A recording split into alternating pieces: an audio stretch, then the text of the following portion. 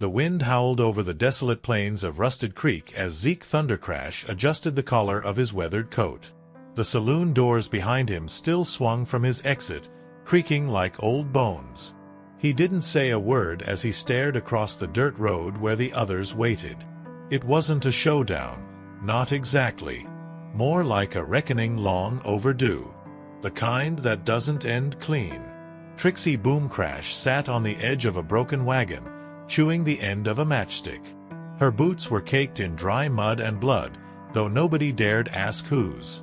"You sure this is the place?" she asked, not looking up. Zeke gave a single nod. That was all she needed. When Zeke nodded, it meant something was about to go real wrong, or real right.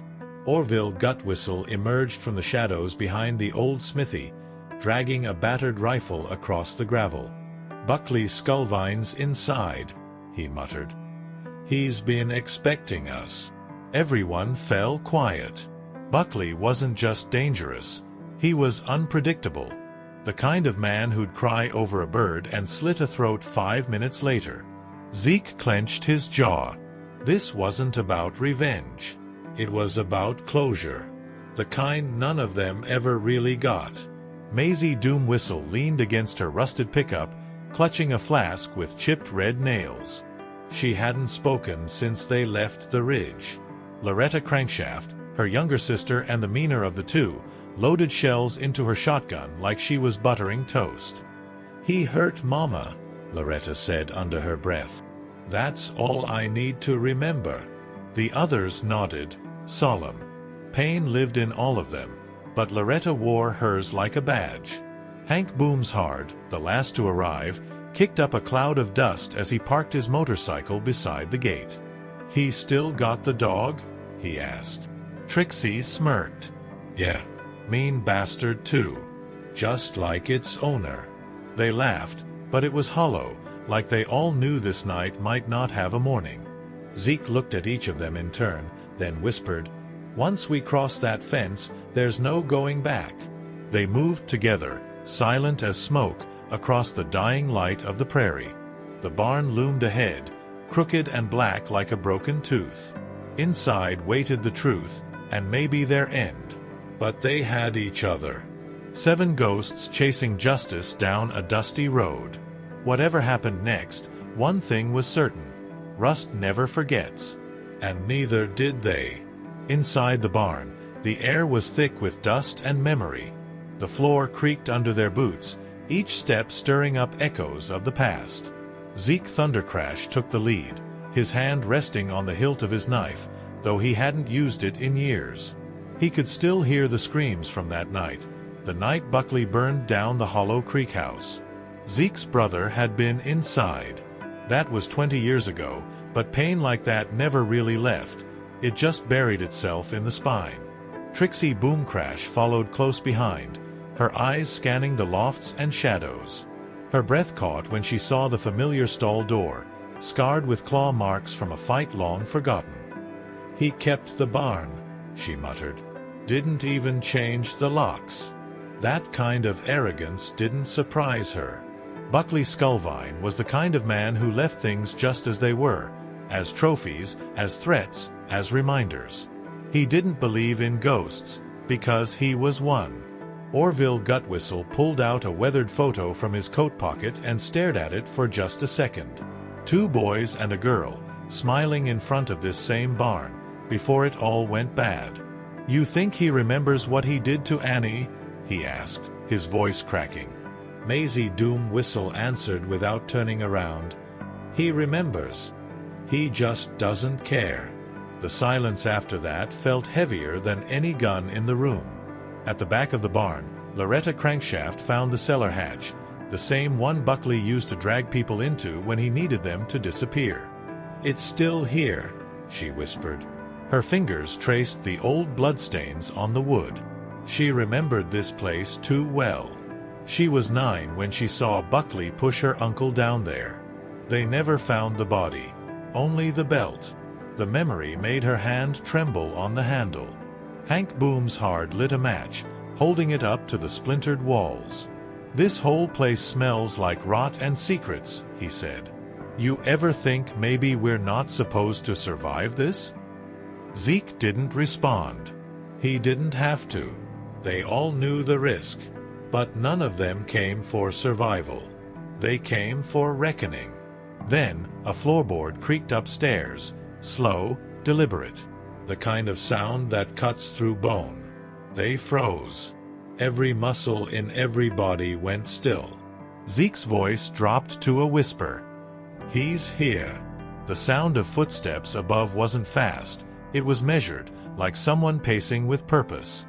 Zeke Thundercrash motioned for the others to fan out across the barn. His heartbeat thudded in his ears like war drums, but his hands were steady. He hadn't felt this clear since his last deployment years ago. He wants us to come to him, he said quietly. That means he's ready. Or scared. Trixie Boomcrash tilted her head, listening carefully. She had grown up knowing men like Buckley. Charismatic monsters. They always wanted control. And right now, Buckley had the high ground, both literally and psychologically. Let him wait, she said through clenched teeth. Make him wonder what we're doing. She pulled a blade from her boot, fingers twitching with adrenaline. But under that sharpness, there was fear. The kind she didn't like admitting was still there. Upstairs, the creaking stopped. Orville Gutwhistle climbed halfway up the stairs, rifle pointed, but his hand shook. His eyes darted to a faded mural on the barn wall. A horse, half-painted, half-scraped off by time. Annie had painted it when she was 12. Buckley had laughed and told her it was childish garbage.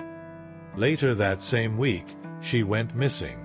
He always hated joy, Orville whispered, choking on his own bitterness. And we let him live with us, like a neighbor. Maisie Doomwhistle was staring at the same mural, her flask untouched in her coat. Buckley's not just a killer, she said. He's a memory thief. He takes the good stuff and poisons it. Her voice cracked, barely audible. We thought we were the bad kids back then. Turns out, we were just normal. He was the broken one. Loretta Crankshaft, standing beside her, nodded. Then let's finish the job he started. Only this time, we bury the right one. At the base of the stairs, Hank Boomshard checked his sidearm, then looked at Zeke. If we go up, there's no turning back. Zeke met his eyes. There wasn't any turning back the moment he took our people. He took a deep breath, then started up the stairs. One by one, the others followed. The boards groaned under their weight, like the barn itself remembered what had happened here. At the top of the stairs, the door was ajar. A soft creak. A faint light. Zeke reached out, pushed the door open slowly. But what they saw inside stopped them cold. Buckley Skullvine wasn't alone. The room was dim, lit only by the flicker of a kerosene lamp hanging from the ceiling. The air was thick, not with fear, but with memory. Dust hung motionless, like time had stopped in this space. And there he was, Buckley Skullvine, sitting in a rickety wooden chair near the far wall, arms relaxed, as if they were just old friends dropping by for a visit. But it wasn't Buckley that froze them in place, it was the girl crouched silently in the corner. She couldn't have been older than 10. Barefoot, dressed in a tattered flannel shirt far too big for her, and staring wide-eyed at the group. Her cheeks were streaked with dirt, and a thin scratch ran down her neck. But her expression wasn't fear, it was emptiness. Trixie Boomcrash stepped forward instinctively, her voice soft but sharp. "Who is she, Buckley?" she asked. No response. Buckley just smiled. "You brought guns into a room with a child?" he said, his voice slow, almost amused. "Guess I'm not the only monster in here." Zeke Thundercrash tightened his grip on the handle of his knife, but he didn't move. "You don't get to flip the script," he said. "Not after what you did." "Who is she?" Buckley looked toward the girl, then back at them. "She doesn't talk much." But I figured if anyone knew what to do with a broken thing, it'd be you lot. Orville Gutwhistle's face drained of color. She's not yours. Buckley raised an eyebrow. She's not anyone's. Found her in the valley, alone. Took her in. Fed her. Gave her a roof. That's more than any of you ever did for the ones you left behind. His words were venom, aimed directly at old wounds. Loretta Crankshaft stepped forward, shotgun trembling in her hands. You don't get to pretend you're the savior. Not after Annie. Not after Uncle Don. Maisie Doomwhistle's voice broke through the tension. What's her name? She asked gently, kneeling slightly to meet the girl's eyes. Silence. Then, after a long moment, a whisper, Echo. It was barely audible. Trixie felt her chest tighten. Echo? She repeated. The girl nodded. That one word seemed to hit everyone in the room like a hammer. Echo. Like something coming back after being lost. Like something buried, returning. Hank Boomshard's voice was cold now. So what is this, Buckley? Insurance?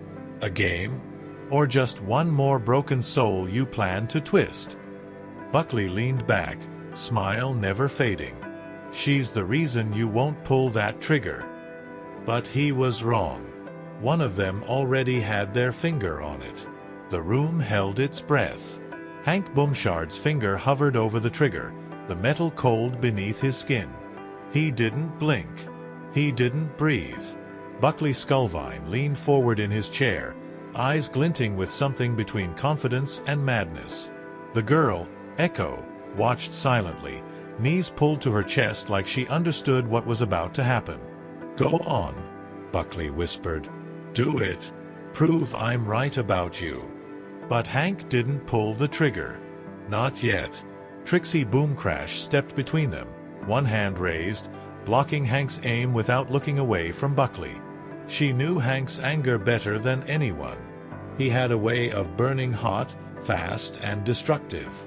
If he dies now, she said through clenched teeth, we learn nothing. And that girl leaves here broken forever, just like Annie did. The mention of Annie sent a ripple through the group. Orville Gutwhistle lowered his rifle a fraction, memories clawing up from places he thought he buried years ago. Buckley shifted casually, like he'd been expecting all of this. Echo doesn't remember anything, he said. But she's seen things. Heard things. Things you all should have listened to years ago. Zeke Thundercrash couldn't hold back anymore. He stepped forward, closing the distance between them with steady, lethal calm. Stop talking in riddles, he growled. What did you do to her? Instead of answering, Buckley looked at Echo. Tell them, he said softly. His voice turned almost gentle, and that alone made Trixie sick to her stomach. Echo's voice came out in a whisper, barely audible. There's another one. Everyone froze. Another one what? Loretta Crankshaft asked, inching closer. Echo didn't blink. Another barn. Another room. Another person. The words hung in the air like smoke. Maisie Doomwhistle pressed a hand to her mouth, feeling nausea rise. Orville's face turned pale. Their worst fear wasn't that Buckley had a hostage. It was that Buckley had more secrets hidden than they could ever uncover. Hank lowered his gun slowly, rage settling into something colder, resolve. Where? He asked the girl. Echo's eyes flickered toward Buckley, uncertain. Buckley smiled again, tapping his foot against the floor. You'll never find it, he said. Even if she tells you. His confidence was unnerving, like he already knew how the night would end. Zeke turned to Trixie. Something unspoken passed between them. They needed Echo, and Buckley needed to stay alive, at least for now. Then, downstairs, a door slammed. The sound echoed up the stairs like thunder. Someone else had just entered the barn. The creaking steps echoed like gunshots through the floorboards as everyone turned toward the staircase. No one moved. No one spoke. Echo covered her ears instinctively, rocking slightly in the corner. Zeke Thundercrash was the first to react, raising his knife as his eyes locked on the dark opening at the top of the stairs. "We weren't followed," he said through clenched teeth. But the look on Trixie Boomcrash's face said otherwise. A figure emerged from the stairwell, slow and deliberate, as if they belonged there. He was tall, lean, and dressed in a dark canvas coat. His boots were caked in dried red clay, not the kind found anywhere near Rusted Creek. His hat shadowed his eyes, but when he spoke, everyone felt the chill. "I see the party started without me," he said with a slight southern drawl.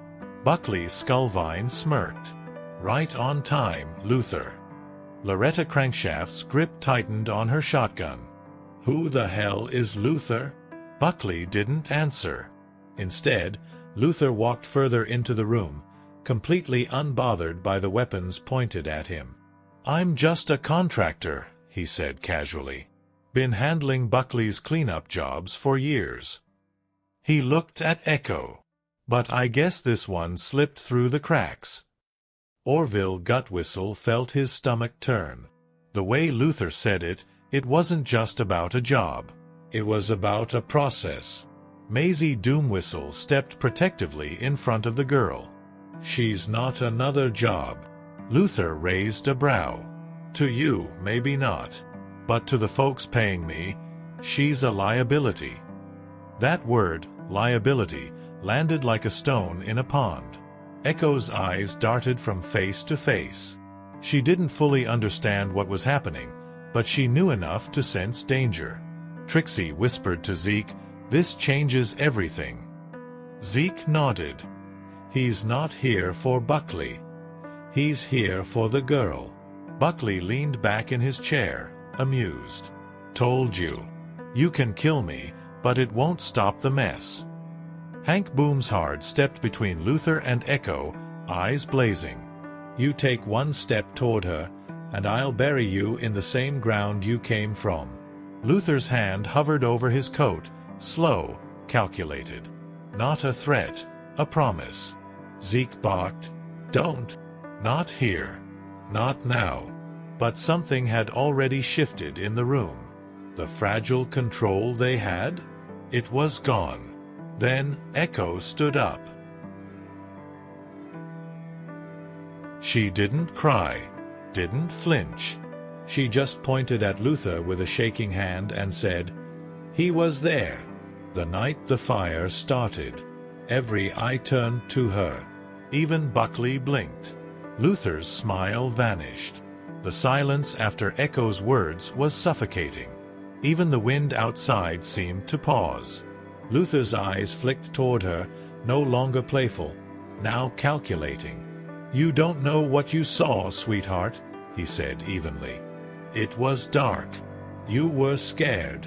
But Echo didn't back down. She stepped closer to Maisie Doomwhistle, her small hand gripping the edge of Maisie's coat. "I remember his boots. The sound they made. He laughed when the fire got high." Zeke Thundercrash stepped forward, voice low and steady. "You were there during the Hollow Creek fire?" Luther didn't answer immediately. He adjusted his coat, eyes scanning the group like he was weighing his odds. "I was sent to contain something that got out of hand. That's all." But the truth was already bleeding through his words. Trixie Boomcrash moved closer, knife still in hand. "You were cleaning up Buckley's messes. How many people did you bury so he could stay free?" Loretta Crankshaft raised her shotgun again, but this time it wasn't just anger, it was personal. "My uncle died in that fire." Her voice trembled with rage. "We thought it was an accident. You made it look like one."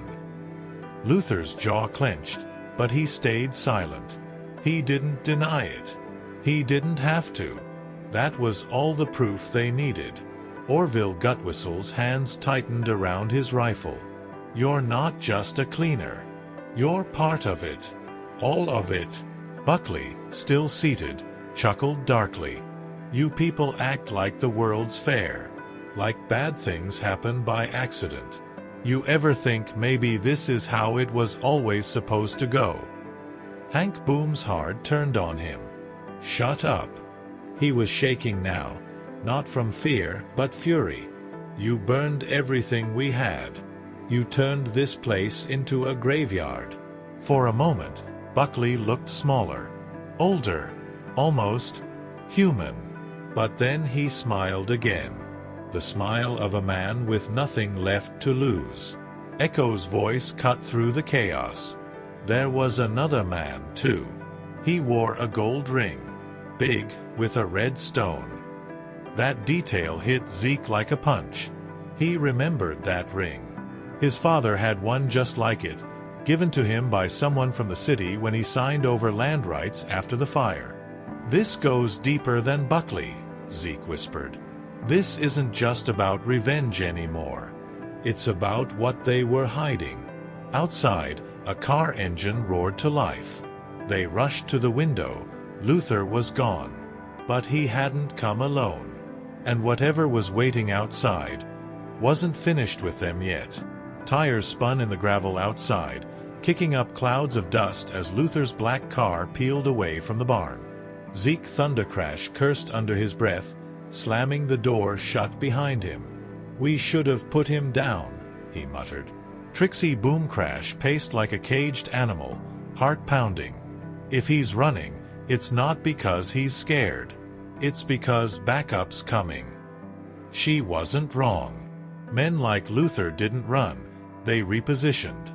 Echo stood by the wall, arms crossed tightly over her chest. Her eyes didn't blink. She hadn't moved since Luther disappeared. Maisie Doomwhistle crouched beside her, brushing hair from the girl's face. You did good, baby, she whispered. But we've got to get you out of here. Echo finally spoke, her voice hoarse. There's more coming. I heard them talking. In the other barn. About witnesses. Orville Gutwhistle felt the hairs on his neck rise. They weren't cleaning up Buckley's mess. They were erasing history. Loretta Crankshaft checked the shells in her shotgun with methodical precision. Then we don't wait here to get erased. We go find that other barn. End this before it spreads. Hank Boomshard shook his head. We can't take them all head-on. Not if they've got hired guns and political friends. The weight of it all began to crack through the adrenaline. They weren't just fighting one man anymore. They were fighting a system built on silence and bodies. Buckley Skullvine, still tied to the chair, chuckled.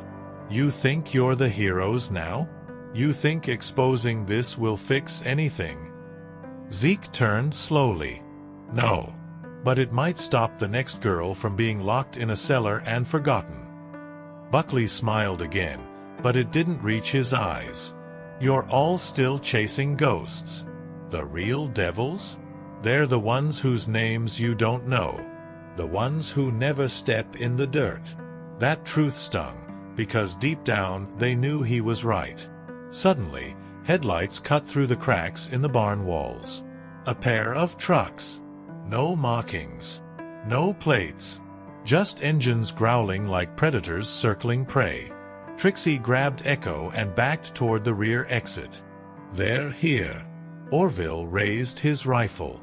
They came fast. Maisie pulled a rusted crowbar from the corner. Too fast. Zeke looked at the others. There was no more time to plan. No more time to run. This ends tonight, he said. And outside, the wolves prepared to break down the door. The first shot shattered the silence.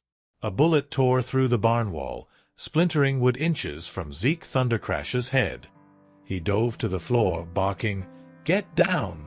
The group scattered, each grabbing what they could: guns, knives, tools, anything that might help them survive. The trucks outside roared louder now, their engines snarling like hunting dogs. Someone out there had come prepared for war. Trixie Boomcrash shoved Echo behind a stack of hay bales, shielding the girl with her own body. "Don't move," she whispered. "No matter what happens." Echo's face was pale, but her eyes were steel. "You said you wouldn't let them take me," she whispered. "You promised." Trixie nodded, fighting the lump in her throat.